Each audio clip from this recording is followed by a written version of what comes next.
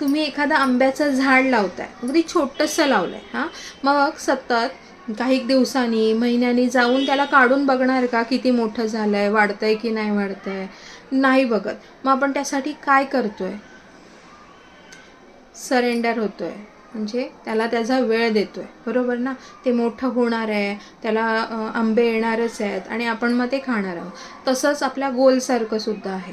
जेव्हा आपण एखादा गोल ठरवतो की आपल्याला हे हवं आहे, मग ते कोणतंही असू दे, हेल्थ रिलेटेड असू दे किंवा करिअर रिलेटेड असू दे किंवा रिलेशन, तर त्या प्रत्येक गोष्टीला वेळ देणं हे खूप महत्त्वाचं आहे. त्याला त्याचा स्पेस देणं खूप महत्त्वाचं आहे.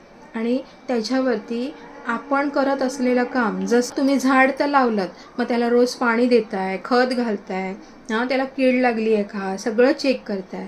तसंच ते मोठं होतंय तोपर्यंत तुमचं पूर्ण लक्ष त्या झाडावर असतं.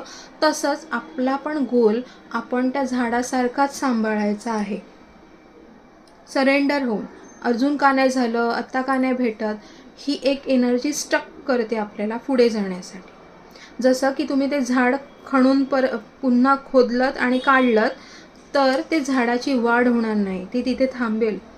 हां, तसंच आपण पण जे पण गोल ठरवला आहे की जो करायचा आहे, तिथेही सरेंडर व्हायचं आहे.